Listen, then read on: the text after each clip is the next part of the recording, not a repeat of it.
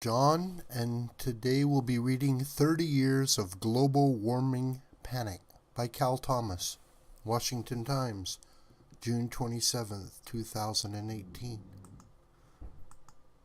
This year marks the 30th anniversary of the beginning of the global warming, now known as climate change panic. As noted by the Wall Street Journal, it was on June 23rd, 1988, that NASA scientist James E. Hansen testified before the Senate Committee on Energy and Natural Resources and asserted a high degree of confidence in a cause and effect relationship between the greenhouse effect and observed warming. Predictions, especially those of global significance, should be rigorously examined to see if they have come true. In the case of Mr. Hansen, it's apparent they have not. Mr. Hansen offered three possible scenarios. One would see the Earth's temperature rising 1 degree Celsius by this year. The second would see a 0.7% temperature increase. And the third would see a smaller increase that would flatten out by 2000. The third scenario was the most accurate. Mr. Hansen made many other predictions, including stronger hurricanes related to global surface temperatures. The list of what didn't happen, notes the journal, is long and tedious, adding, "It's time to acknowledge that the rapid warming he predicted isn't happening. Climate researchers and policymakers should adopt the more modest forecasts that are consistent with observed temperatures." That isn't about to happen because, as with immigration reform, most politicians prefer the issue to any solution. Richard Lindzen is an American atmospheric physicist known for his work in the dynamics of the atmosphere, atmospheric tides, and ozone photochemistry.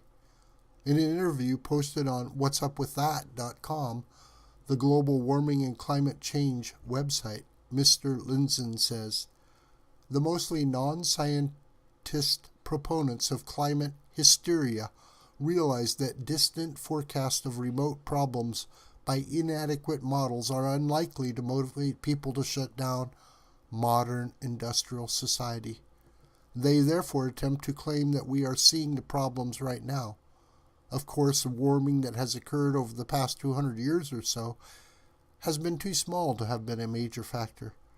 However, objective reality matters little when it comes to propaganda, where repetition can effectively counter reality." Repetition is precisely what we are experiencing in the major media, which have selectively interviewed people who promote the climate change myth. These include some politicians who see it as another way to regulate and dominate our lives. As if to confirm this, ClimateDepot.com notes NBC News is hyping a report that claims meteorologists are supporting the George Mason and Climate Central effort to promote climate change fears on your nightly weather forecast. The climate information being promoted by the activist meteorologists is highly suspect, and the groups behind the effort have supported shutting down any scientific debate by supporting RICO statutes against skeptics, and they have benefited greatly from federal funding of their efforts. When the hype subsides, the facts catch up. In 2015, the UK's Daily Telegraph reported, "Two events last week brought us yet further twist to one of the longest-running farces of our modern world. One was a revelation by the European Space Agency that in 2013 and 2014, after years when the volume of Arctic ice had been diminishing, it increased again by as much as 33%.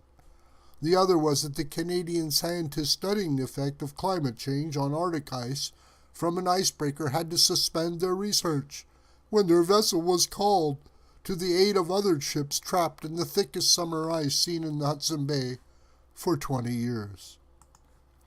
Numerous apocalyptic predictions of an imminent end of the world because of climate change have proved wrong. Their objective of big government robbing us more of our freedoms and spending trillions of dollars on a made-up problem has been exposed.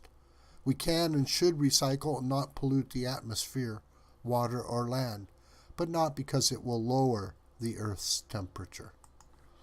This video is a production of the School of the White Crane. My name is John Brooker, and you can reach me through commentary on this video or through my Gmail listed here. Please share this video with family and friends and on social media.